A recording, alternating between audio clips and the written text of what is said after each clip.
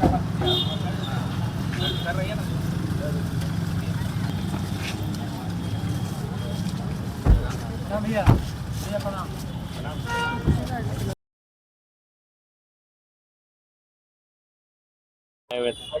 कैसी तबीयत है? जी, डॉक्टर के मुताबिक पहले की तुलना में ठीक-ठाक हैं और जल्द स्वस्थ हो जाएँगे। उस बातचीत भी किया आपसे? नहीं, बातचीत नहीं हो पाई, वो सो रहे थे।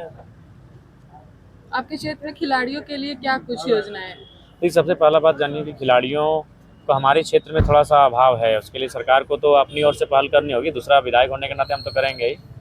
और चूँकि धनबाद बोकारो की जो सीमा है, वहाँ हम लोग हमारे यहाँ खिलाड़ी जनरली देख रहे हैं फुटबॉल में निकलते हैं, हॉकी में निकलते हैं, तो उसके लिए फ़िलहाल जो है वो दक्षिणी छोटानागपुर है।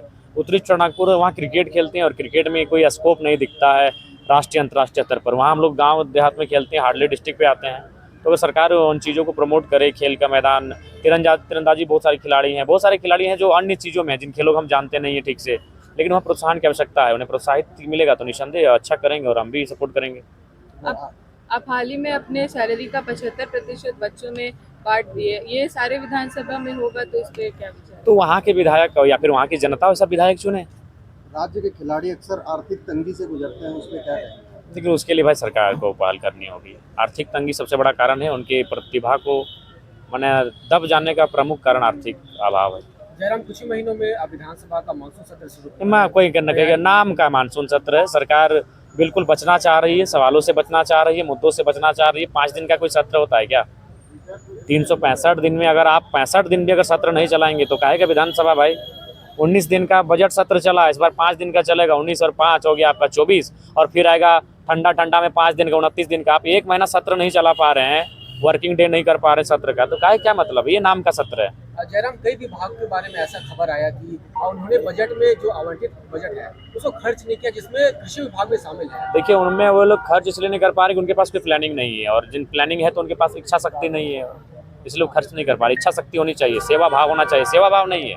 राजगद्दी विरासत में मिल जाती है, सेवा भाव विरासत में नहीं मिलता, उसके लिए जनता के बीच रहना पड़ता है। वो सक्षम नहीं है, सब रांची चले आते हैं दौड़ के। धन्यवाद। डुमरी में आपके ऊपर एफआईआर का आरोप वो होगा, प्रत्येक 30 दिन में एक नया एफआईआर लगेगा, क्योंकि ऐसा विधायकी झारखंड में हुआ नहीं था।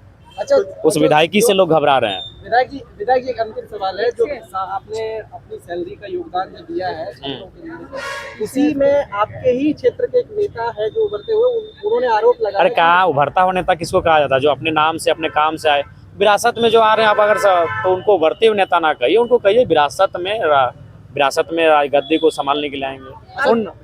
आप खुद जमीन से जुड़े हुए हैं और जमीन से जुड़ के आगे बढ़े हैं। हाल ही में आपका एक इंटरव्यू देखा था, उसमें आपने छात्र नेता के बारे में कहा था, सड़क छाप नेता, क्या ये सही है? नहीं साहब, वो छात्र नेता रहता तो हम ऐसा क्या कहते हैं? वो किसी पार्टी परियोजन के लिए वो काम करता है, उसका काम ही टास्क ही दिया गया है हम लोगों के खिलाफ जाके बकर करना, तो लोग कितना सम्मान दे पाएंगे? हम नेता उन्हीं को कहेंगे। आप हमारी आलोचना करते हैं तो हमारा प्रशंसा करने का हक दम रखिए।